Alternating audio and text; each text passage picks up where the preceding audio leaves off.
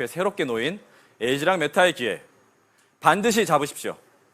이 무한한 가능성으로 여러분의 비즈니스의 삶, 그리고 나아가서 가족분들과 파트너분들의 라이프까지도 한 단계 도약할 수 있는 기회가 되시기를 바라겠습니다.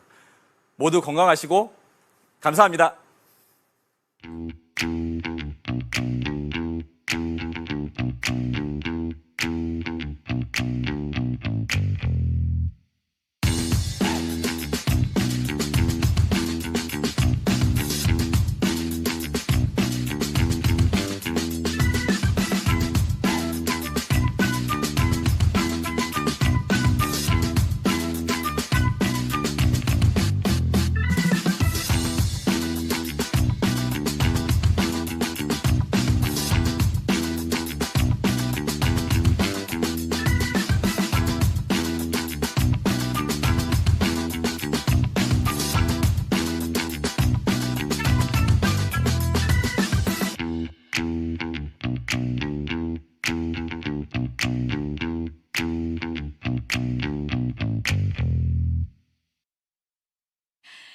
네, 여러분, 지금부터는 여러분에게 정말 큰 도움이 될 만한 강연을 시작해 보도록 하겠습니다. 강연을 해 주실 분 소개해 드릴 텐데요.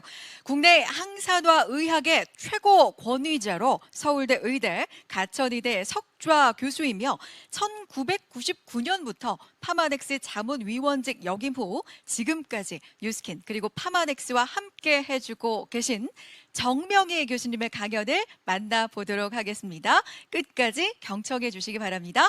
교수님, 강연 부탁드립니다. 반갑습니다. 이런 귀한 자리에 장소와 항산화제라는 제목으로 말씀을 드릴 기회를 갖게 돼서 무한히 기쁘고 또 영광스럽게 생각을 합니다.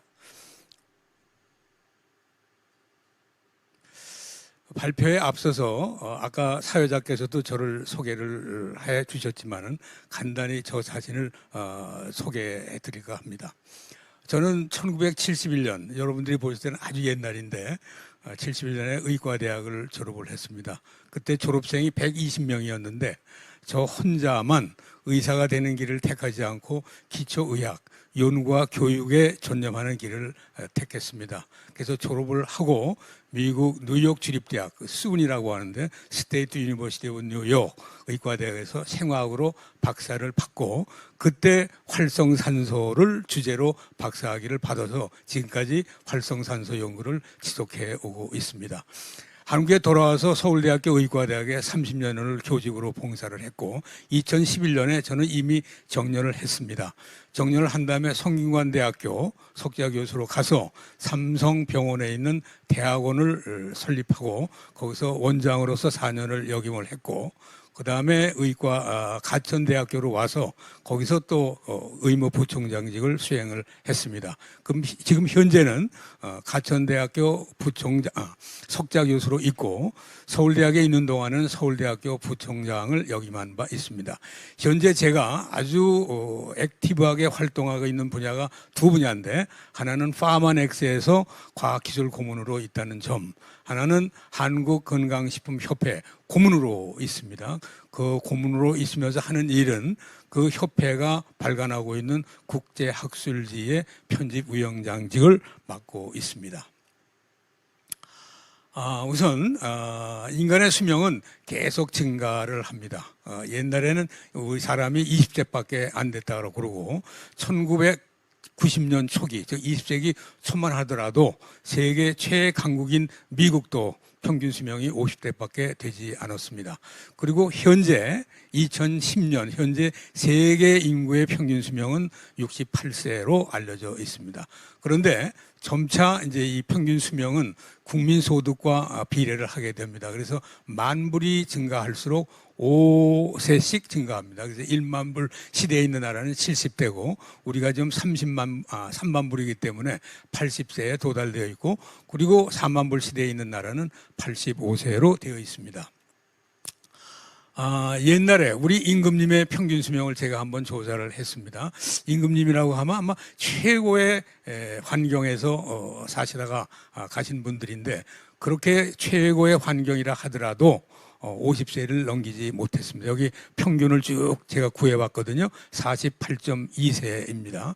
여기서 단종 임금님의 수명은 제가 뺐습니다. 자연사를 하지 않으셨기 때문에. 대개 보면은 뭘로 돌아가셨냐 하면은 감염으로 돌아가셨습니다. 그 시대는 항생제가 없었기 때문에 조그만 뾰루지라도 그게 잘못되면은 전신으로 퍼져서 폐혈증을 일으켜서 이제 돌아가시게 되는데, 여기서 주목할 사실은 세종 임금님이 그 업적을 많이 남기셨는데 병이 제일 많으세요. 당뇨병이 있으셨고, 그로 인해서 콩팥이 망가졌거나 아니면은 심장 질환에서 부종이 있고, 풍질이라 하면은 우리로 치면은 요새는 뇌졸중에 해당되는 병입니다. 그다음에 수전증, 손을 떠는 거예요. 파킨슨이 아닌가 이렇게 생각이 되고, 그리고 이건 잘 모르겠습니다만 임질이라고 되어 있습니다. 이 임질은 의학에서는 이제 성병으로 알려져 있는데, 하여튼 그런데 54세에 돌아가셨는데도 불구하고 위대한 업적을 너무 많이 남기셨습니다. 지금 70대 중반에 있는 나는 뭐를 했는가. 그래서 이걸 보면서 굉장히 좀 부끄러움을 느꼈습니다. 그런데 이랬던 우리나라가 현재 작년 8월 기준 100세 이상의 인구가 한 15,000명 정도, 16,000명이죠. 2만 명인데 한 15,000가량은 여성이고 남성이 한 5,000명가량, 그리고 수명은 절대적으로 여성이 오래 사시는 걸로 알려져 있습니다. 과학적 근거가 확실치는 않지만은 아마도 여성 호르몬 때문이 아닌가. 여성 호르몬은 남성 호르몬에 비해서 강력한 항산화 효능을 갖고 있습니다. 그래서 여성 호르몬이 그 원인이 아닌가 이렇게 생각을 하고 있습니다. 따라서 이제 100세 시대에 이제 우리가 도달되고 있는데, 이 100세 시대에는 우리가 어떻게 사는 것이 가장 현명한 건가? 제가 어디서 강의를 들었는데 5가지를 준비하라 이렇게 되어 있습니다. 근데 그 중에 2가지만 제가 여러분께 꼭 말씀드리고 싶습니다. 하나는 준비하는 삶을 가져야 된다. 이 준비하는 삶이라면 뭐를 준비하느냐? 결국 돈을 준비하는 것이죠. 경제적으로 독립할 수 있어야 된다. 그래서 100세 시대에는 1개 이상의 직업, 2개, 3개를 갖고 있어야 된다는 것을 계속 강조하고 있습니다. 그리고 2번째는 건강입니다. 사실 건강보다 더 중요한 건 돈입니다. 그리고 2번째가 건강인데,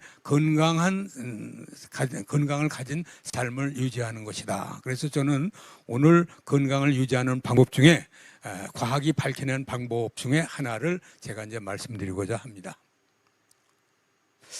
그런데 수명은 계속 더 연장이 되고 있습니다. 따라서 100세 시대에 대한 준비는 더욱더 우리가 해야 된다는 것을 여기서 알 수가 있는데, 여러분 내셔널 지오그래픽이라고 하는 잡지가 있습니다. 거기 보면은 이게 2013년에 태어난 아기인데, 이 아기는 앞으로 120세를 살 것으로 추정을 하고 있습니다. 근거가 어디서 나왔는지는 확실치 않지만은요.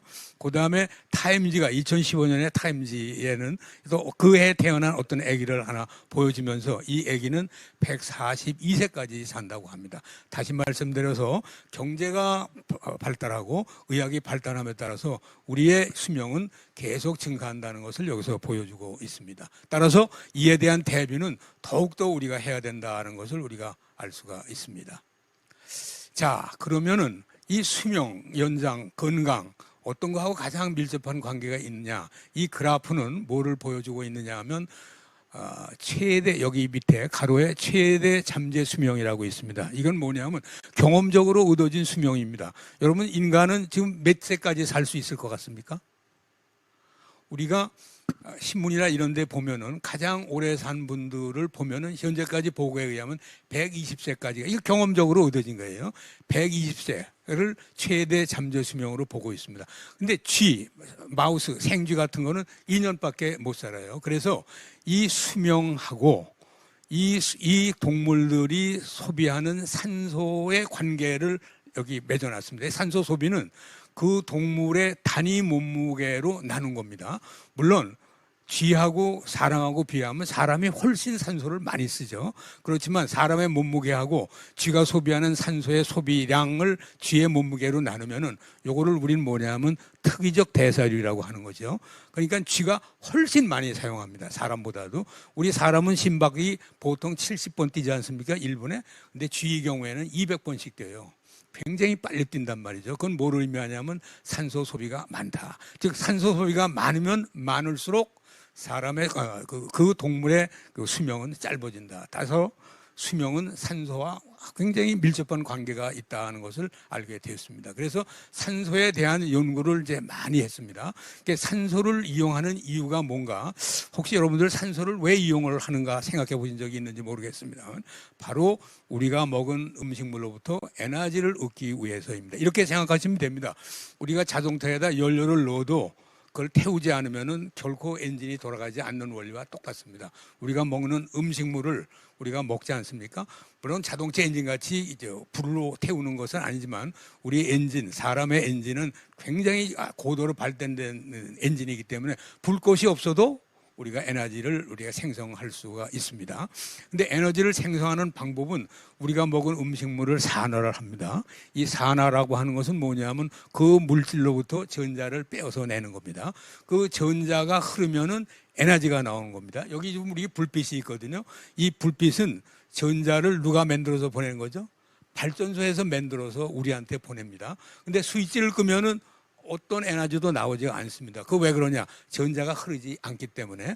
따라서 음식물에서 나온 전자로부터 에너지를 얻으려면은 이 전자를 흐르게 해야 된단 말이죠. 그 흐르게 하려고 그러면 전자가 빠져나가는 싱크가 있어야 돼요. 그 싱크를 조물주는 산소를 갖다 댔습니다. 그래서 우리가 마신 산소는 음식물로부터 나오는 전자를 받아서 물로 계속 변합니다.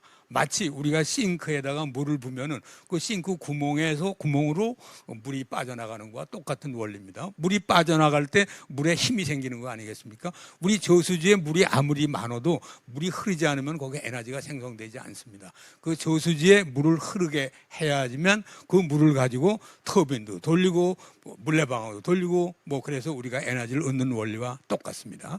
따라서 우리가 마신 산소의 95%는 다 물이 됩니다. 여러분께서 화장실에 가셔서 그 소변을 누르는 것은 그거는 물을 먹어서라기보다는 사실은 우리가 마신 산소가 물로 변하기 때문입니다. 물이 될 때 그때마다 우리는 에너지를 생성하게 됩니다.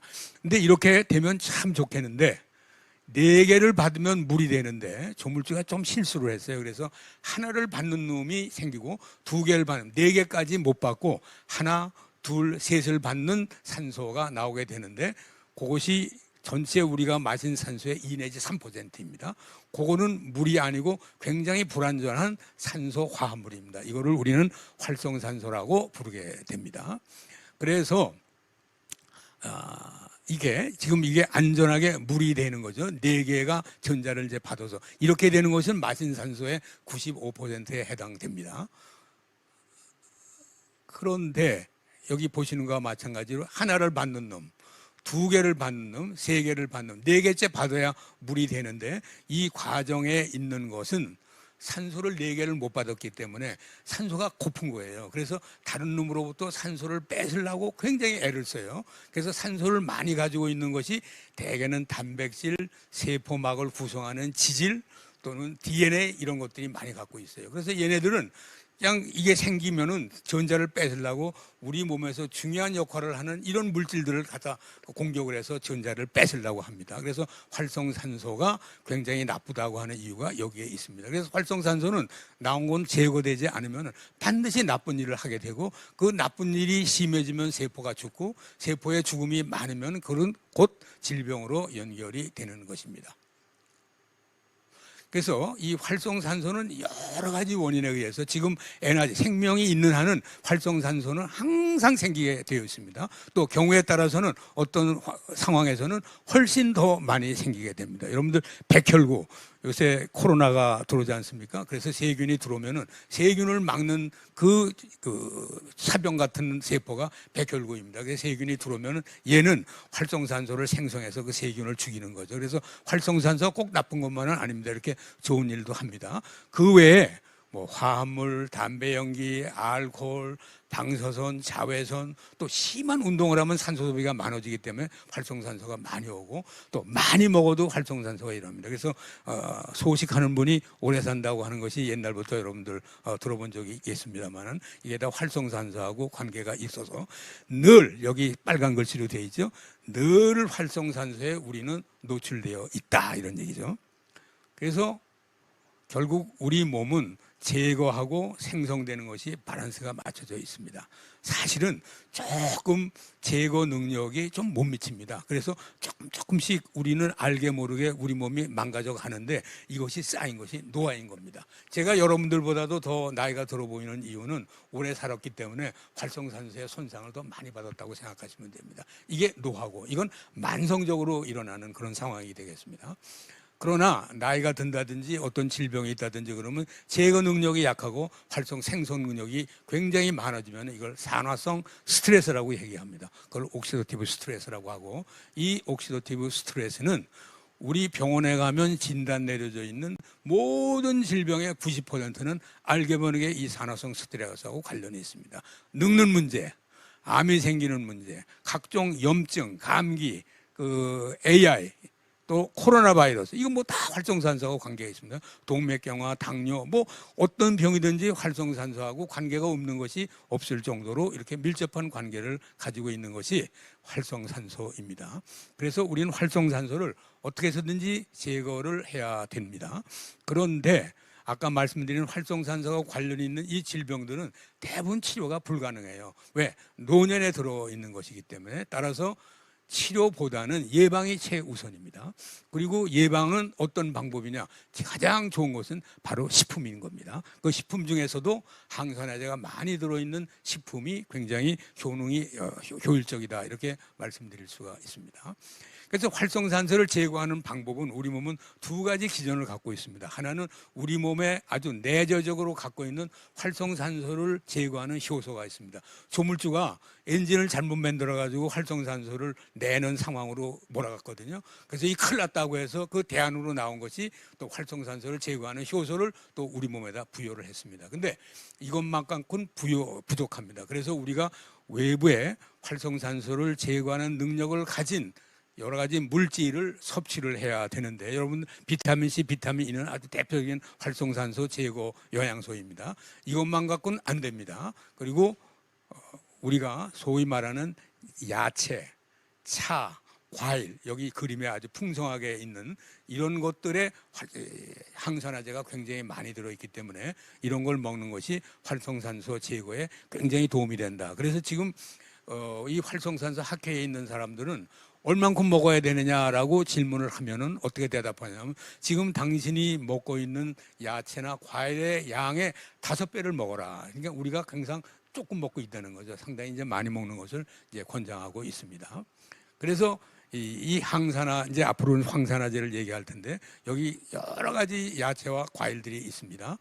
여기에 이제 항산화제가 많은데, 이걸 먹는 걸로만 한다라고 하는 것은 너무 힘들죠. 그래서 이럴 때는 과학의 힘을 빌려서 효율적으로 우리가 활성산소를 제거하는 방법, 다시 말하면 그 항산화제를 우리가 추출을 해서 효능이 좋은 항산화제를 먹으면은 훨씬 효과가 있지 않나, 이렇게 생각을 할 수가 있습니다.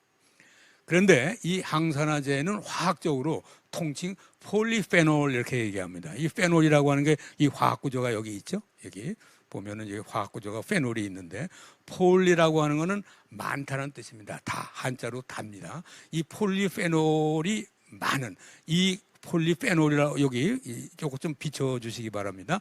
여기 페놀, 요게 요런 구조를 가진 놈이 굉장히 많이 이걸 가지고 만들어진 화합물을 우리는 폴리페놀이라고 이렇게 얘기를 합니다. 근데 여기에는 이제 여러 종류가 있습니다. 뭐 페놀릭 애시드, 신라믹 애시드, 이제 그거를 이제 화학적으로 분리를 해보면은 이런 5가지로 이제 분리하게 되고, 이 탄닌이라고 여러분들 뜰분 거 있죠. 감이나 포도 같은 데서 있는 뜯는 그 뜰분 것이 나쁜 것만 아니에요. 사실 건강에는 굉장히 좋은 겁니다. 그 다음에 이제 오늘 제가 말씀드리려고 하는 게 플레보노이드가 이제 가장 이제 중요한, 뭐 다른 것도 다 중요하지만 오늘 강의하고 밀접한 관계가 있는 것은 바로 이 플레보노이드에 속하는 것입니다. 다음 넘어가면은, 그래서 이제 이 벤조이크 애시드 폴리페놀에 있는 거는 뭐 이런 예가 있고, 또 거기에 대표적인 물질은 갈릭 애시드라고 여기 있죠. 그것이 많이 들어있는 이제 뭐 이거 여러분들 다 외울 수가 없습니다. 이렇게 종류가 많다는 거를 보여드리고, 이 중에서 가장 좋은 것이 뭐냐 하는 걸 제가 이제 말씀드리려고 이렇게 많은 걸 보여드리고 있습니다. 그러니까 신라맥 애시드 있고, 넘어가죠. 내가 이걸 해야지. 그다음에 이제 여러분들 포도주를 많이 먹습니다, 사람들. 특히 적포도주. 적포도주에는 항산화제가 있는데, 그것이 바로 스틸벤을 모 구조로 갖고 있는 레바스테놀이라고 하는 그런 물질이 들어 있습니다.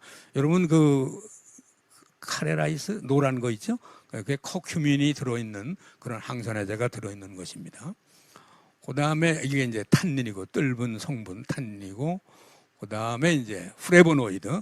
프레보노이드 안에는 또 여러 가지가 있습니다. 이런 구조, 여기 있는 구조를 가지고 이 구조 하나에 가령 프레보논 하면 모 구조는 저렇게 되어 있지만 거기에 옆에 있는 가지에 따라서 여러 종류가 나타나게 됩니다.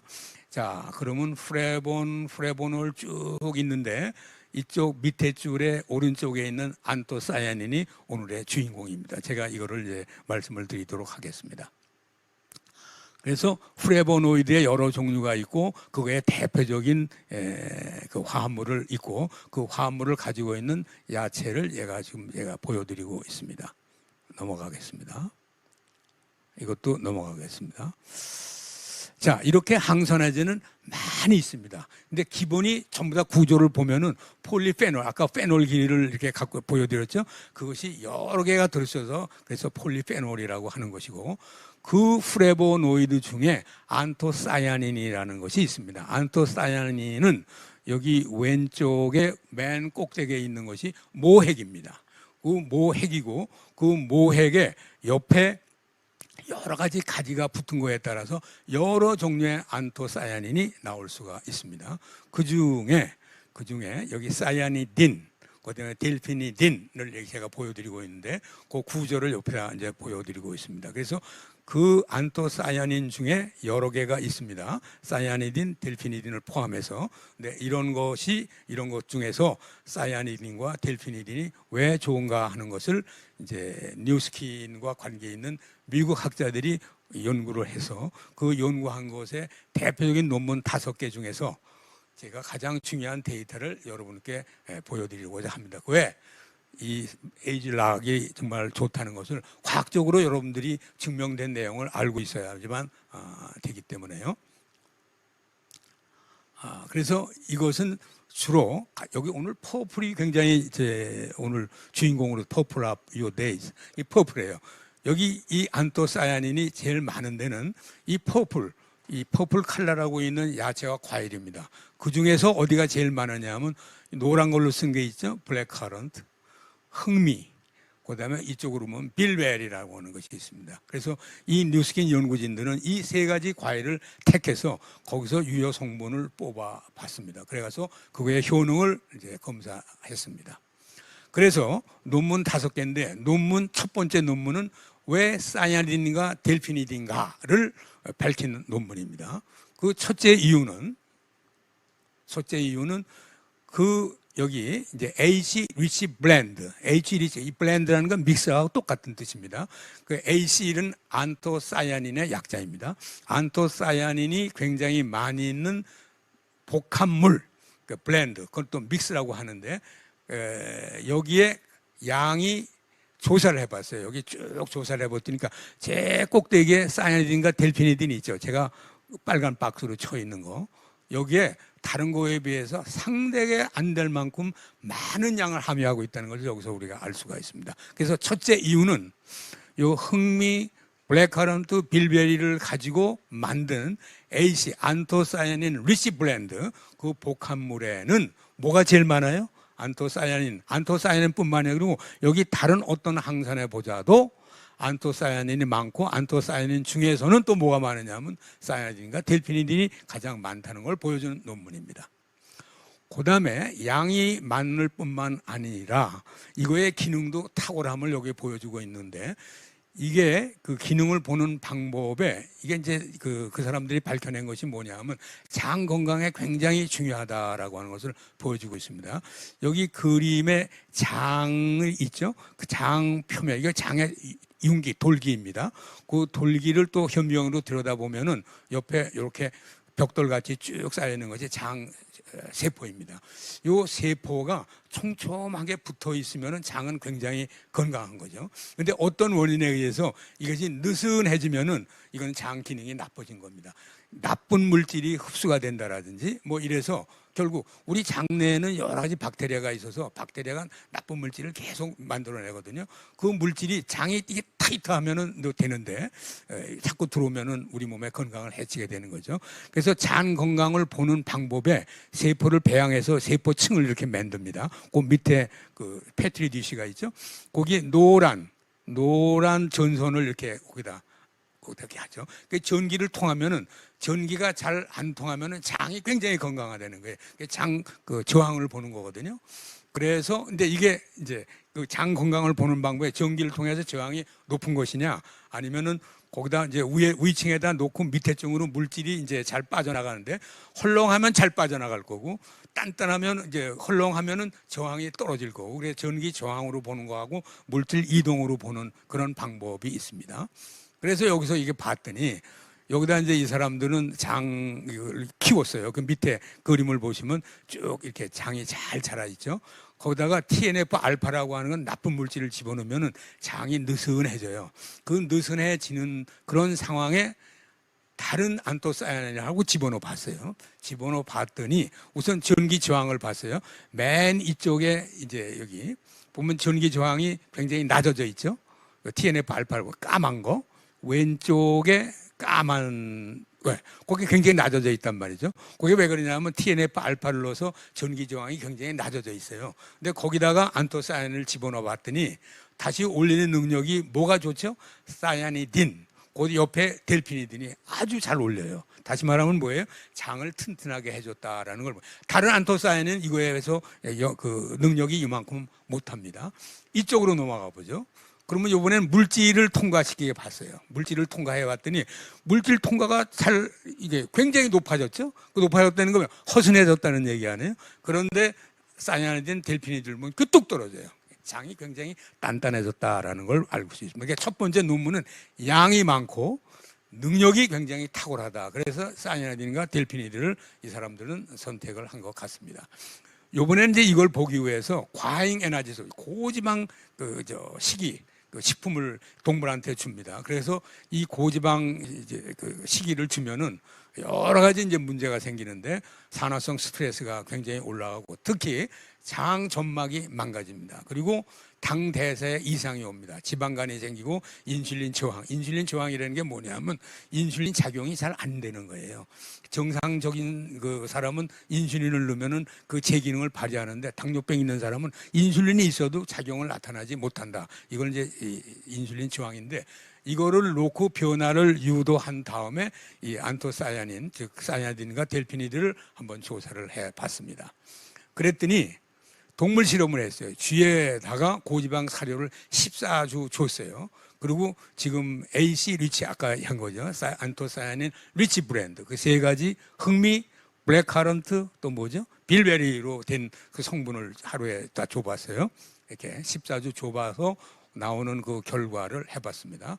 그래서 여기 보면은요, 여기 HF라고 쓴 거 있죠? 이게 뭔가 파랗게 되어 있는 거, 그것이 확 올라간 거예요. 이게 뭐냐면 나쁜 물질을 주면 장이 허스은해져 가지고 나쁜 물질이 피 속에 굉장히 많이 혈중 농도가 올라갔다는 걸 의미하는 겁니다. 그런데 그 옆에 안토사야닌을 준 거 뚝 떨어졌어요. 안토사야닌하고 같이 먹이면은 이게 잘 올라가지가 않습니다.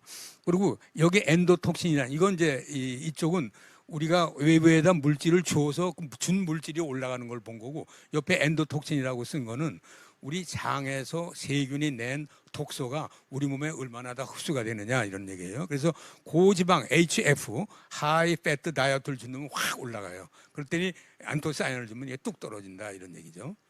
그다음에 더 중요한 거는 요 밑에 보면요. 나쁜 좋은 세균과 이거 왼쪽 거 좋은 세균하고 나쁜 세균의 비율을 봤더니 나쁜 세균의 포퓰레이션이 줄고 좋은 세균의 포퓰레이션이 커진다는 거예요. 여기 보면은 파란 막대, 여기 세 번째, 이게 그 옆에 거, 예, 그건 뭐예요? 나쁜 세균의 포퓰레이션이 여기가 높았다는 거란 말이죠.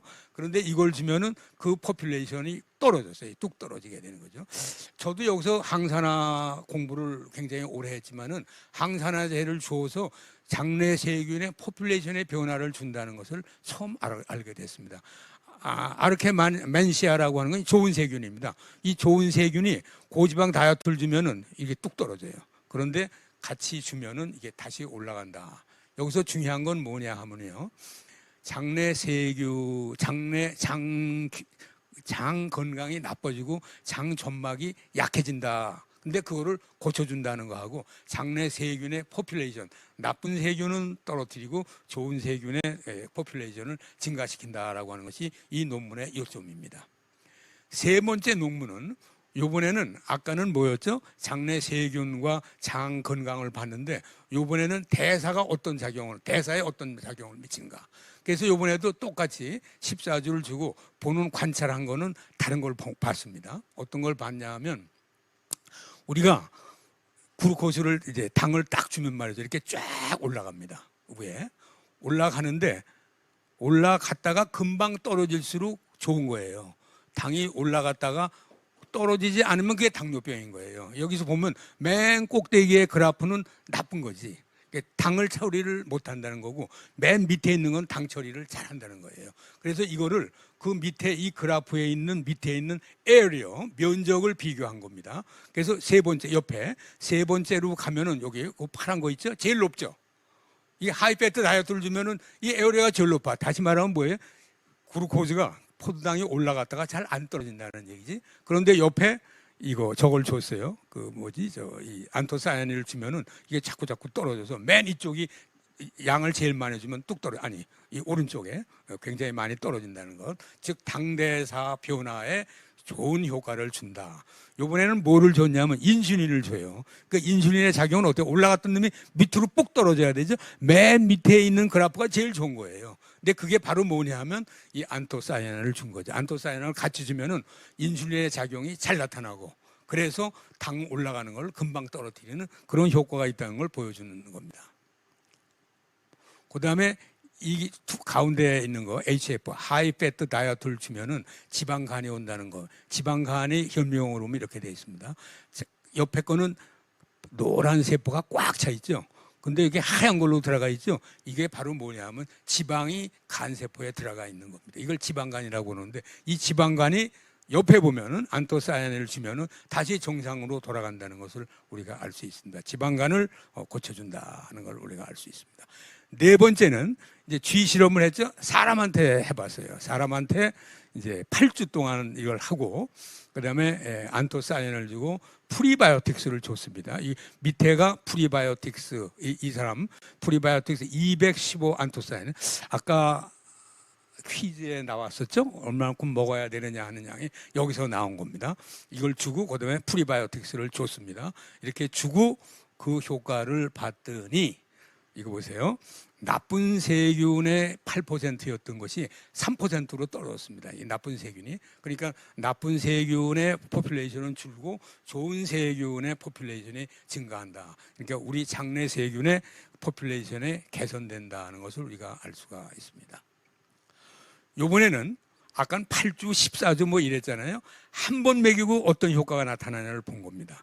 그러니까 건강한 남녀를 갖다 놓고 고지방 식이 기름이 많은 음식물하고 안토사야닌을 함유한 음료를 먹이고 같이 딱 줬어요. 먹이자마자 30분, 1시간, 그 다음에 2시간, 3시간, 5시간 피를 뽑아가지고 조사를 해봤습니다. 그랬더니 안토사야닌을 준 거는 여기 왼쪽 그림에 엔도톡신이라고 하는 즉 장에 있는 나쁜 독소가 확 올라갑니다. 이렇게 한 번 먹어도.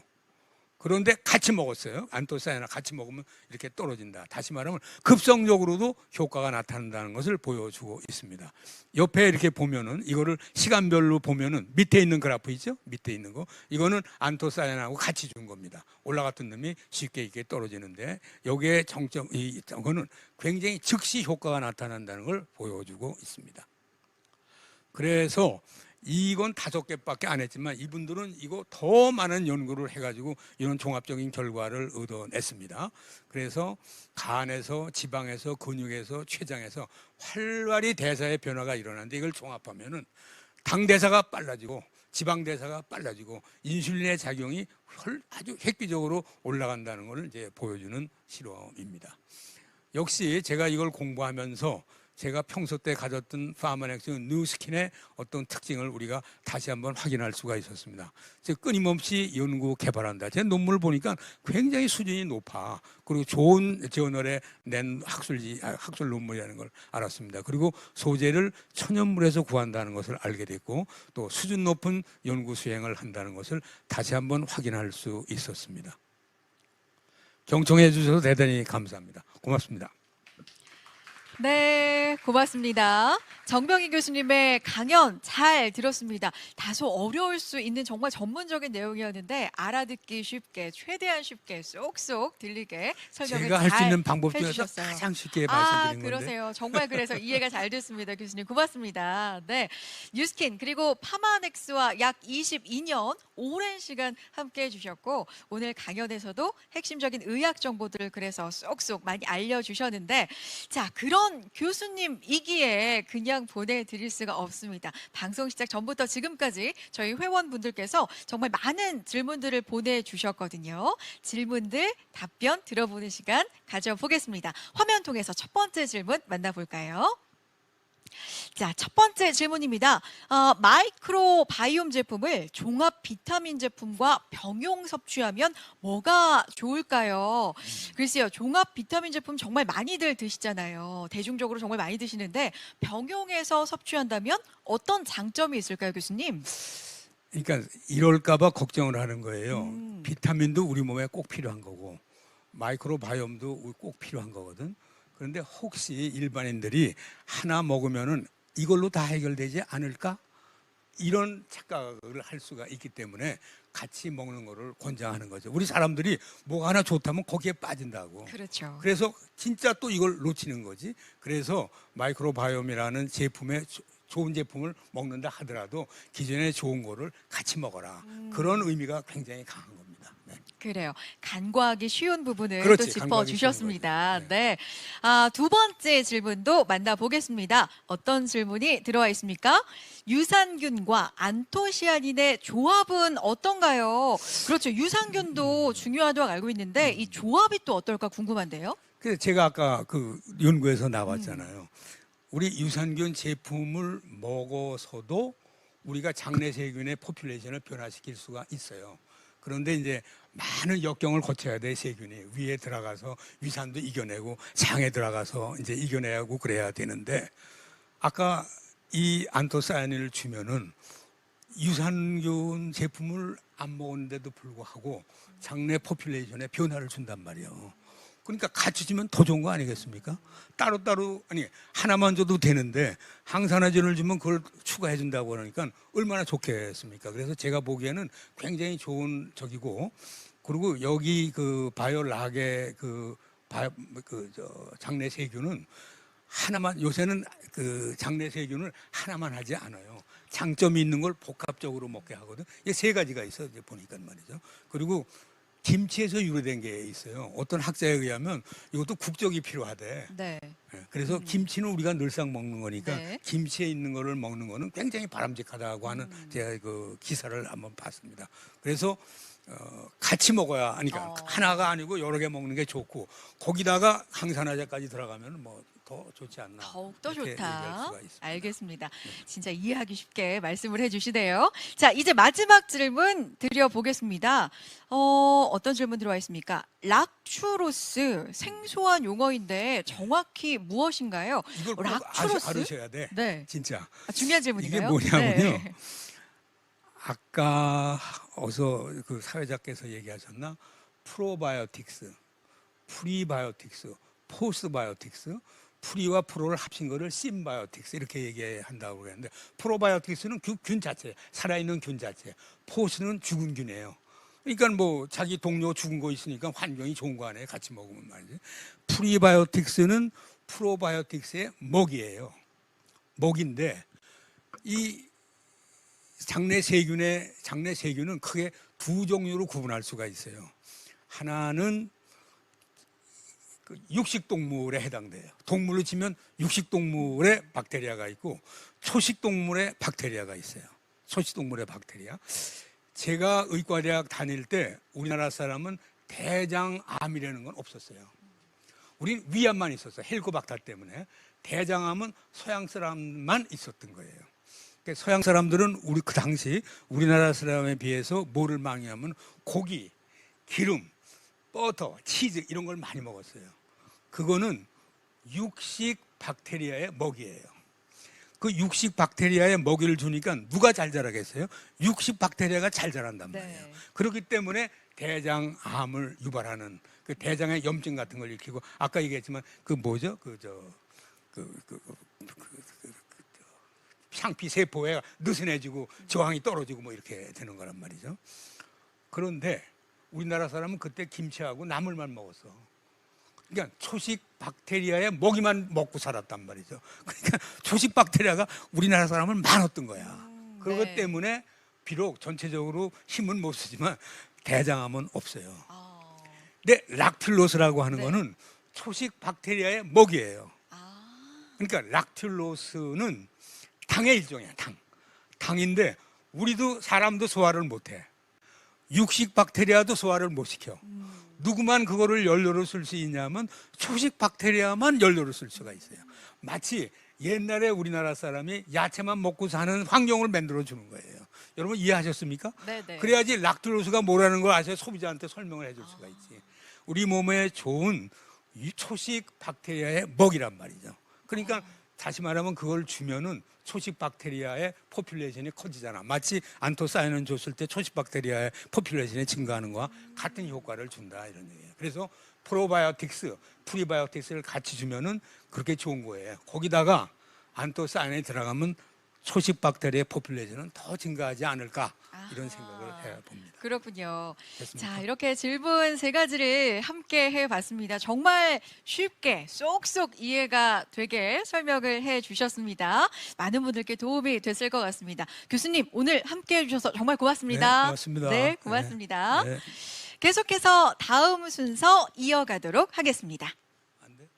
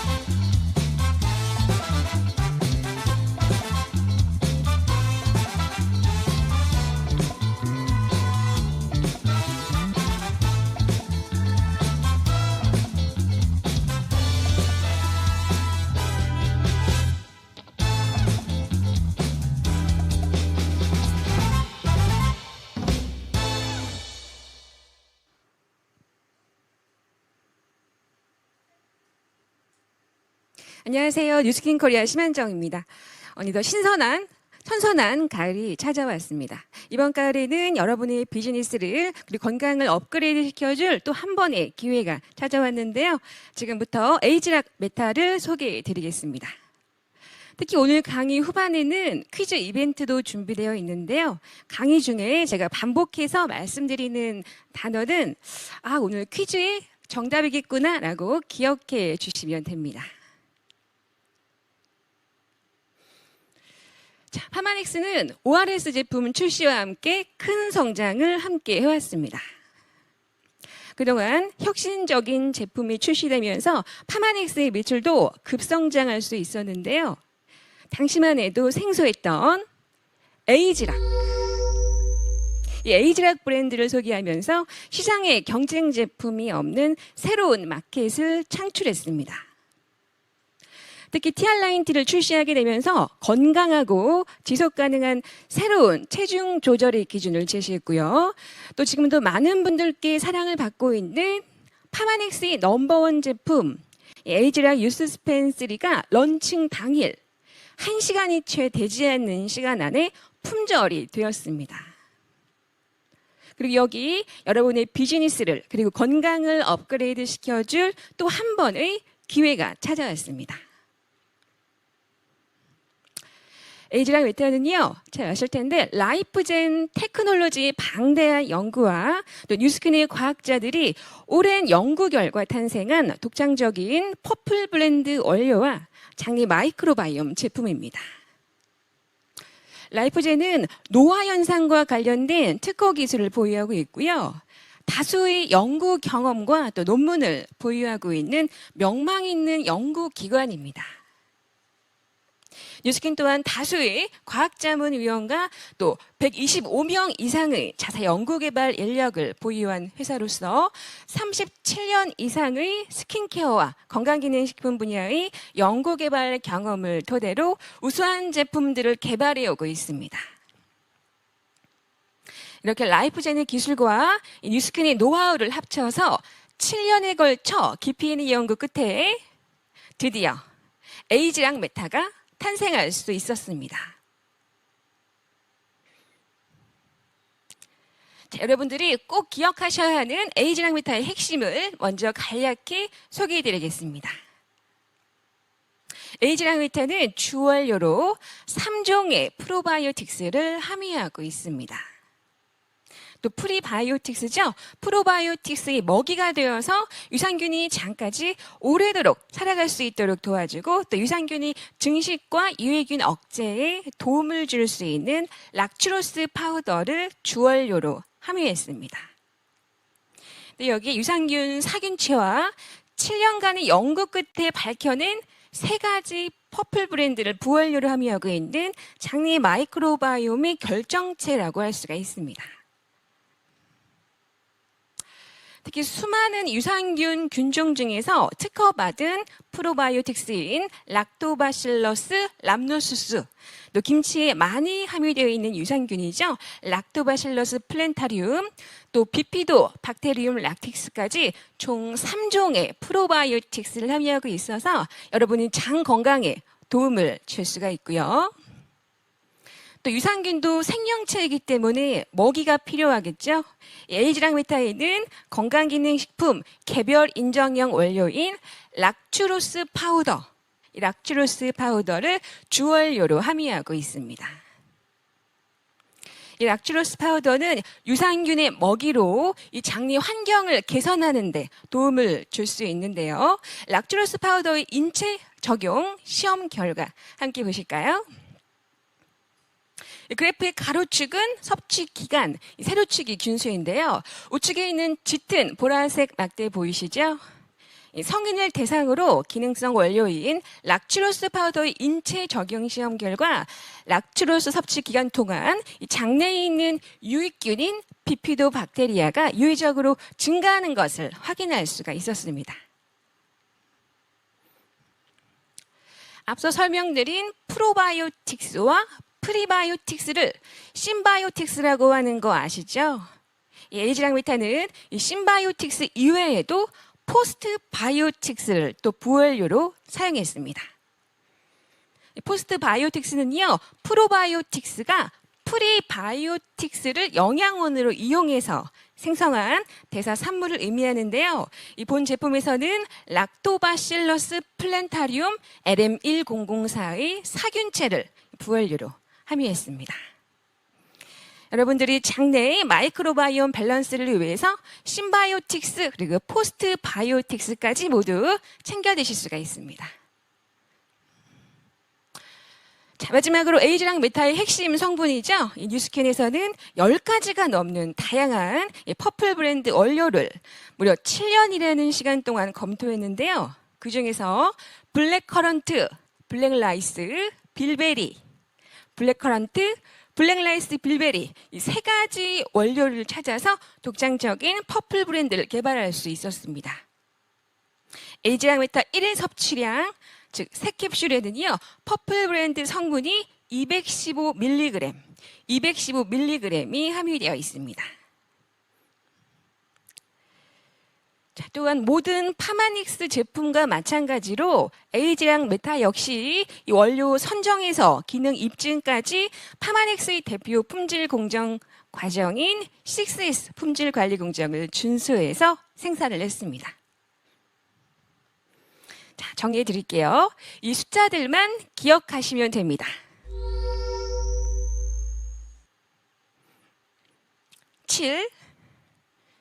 7년이 오랜 연구 끝에 개발된 완벽을 가한 제품이고 5.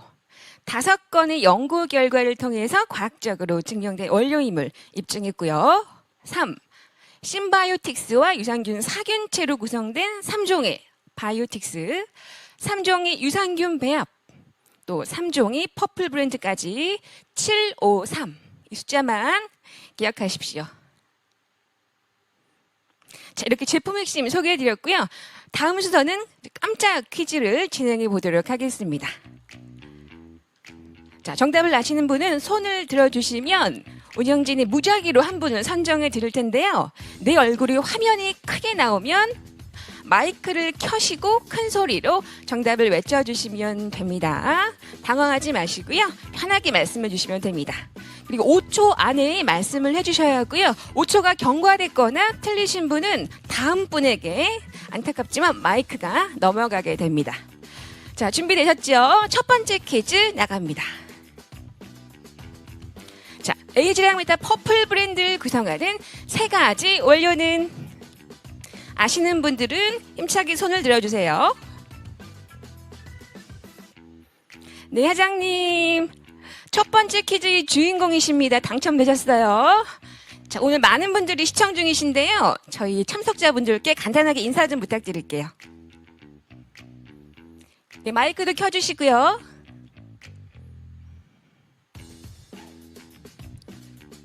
마이크를 켜주시고 간단하게 인사 부탁드립니다. 저희가 네, 온라인... 안녕하세요. 네, 안녕하세요, 사장님. 반갑습니다. 참석자분들께 네, 짧은 인사 부탁드릴게요. 네. 네, 안녕하세요. 제주도 해피그룹에서 사업하고 있는 유스킨 사업가 고소영입니다. 네, 반갑습니다, 네, 사장님. 반갑습니다. 몇 년 전에 네. 제주도에서 뵌 것 같은데 이렇게 온라인으로 뵈니까 너무 반갑네요. 정답 준비되셨죠? 네, 네, 정답 외쳐주세요. 네, 정답은 블랙커런트, 빌베리, 블랙라이스입니다. 네, 정답입니다. 에이지랑 메타헤드는요, 보혈류로 블랙 커런트, 블랙 라이스, 빌베리 세 가지 독창적인 퍼플 브랜드를 함유하고 있습니다. 사은품으로 에이지랑 메타 샘플을 보내드리겠습니다. 감사합니다. 자, 감사합니다. 감사합니다. 자, 그럼 다음 퀴즈 또 풀어볼까요? 자, 두 번째 퀴즈입니다. 에이지랑 메타에 함유되어 있는 프리바이오틱스의 이름은? 네, 사장님 두 번째 행운의 주인공이십니다. 마이크 켜시고요. 짧게 또 인사 부탁드릴게요. 네, 안녕하세요. 안녕하세요. 네, 서울에서 사업하고 있는 세진그룹의 곽윤선입니다. 네, 반갑습니다. 굉장히 아름다우신 분이 당첨이 되셨네요. 정답 준비되셨죠? 네. 네, 큰 소리로 락스로스 외쳐주세요. 파우더입니다. 락츄로스 파우더. 예, 맞습니다. 정답입니다. 저희가 사은품으로 에이지랑 메타 샘플을 마찬가지로 보내드리겠습니다. 감사합니다. 네, 감사합니다. 자, 이번에는 드디어 마지막 퀴즈입니다. 자, 에이지랑 메타의 1일 섭취량 퍼플 블렌드의 함량은 얼마일까요? 많은 분들이 손을 들어주고 계시는데 어떤 분이 마지막 퀴즈의 주인공이실까요? 안녕하세요. 반갑습니다. 사장님 당첨되셨어요. 자, 네, 당황하지 마시고요. 사장님이 주인공이십니다. 마지막 퀴즈. 네, 정답 준비되셨나요? 아직 준비가 안 되신 포장이신 것 같으신데 사장님, 저희 참석자분들을 위해서 간단하게 인사 말씀 부탁드릴게요.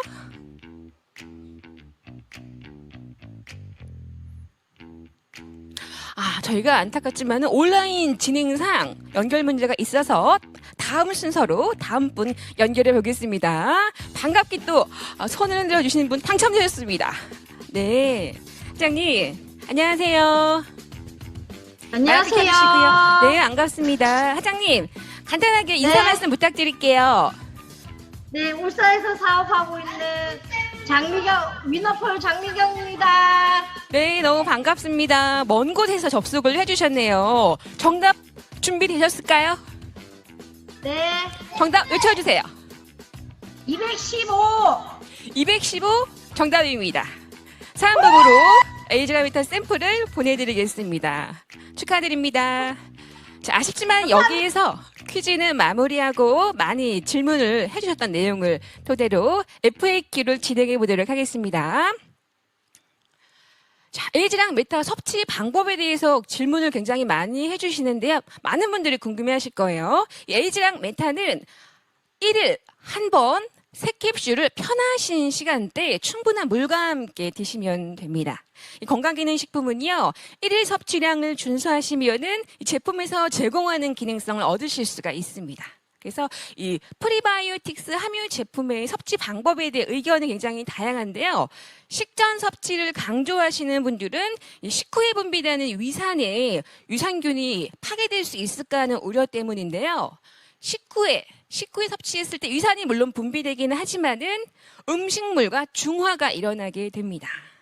그리고 위산 분비는요, 개인에 따라서 너무나 다양합니다.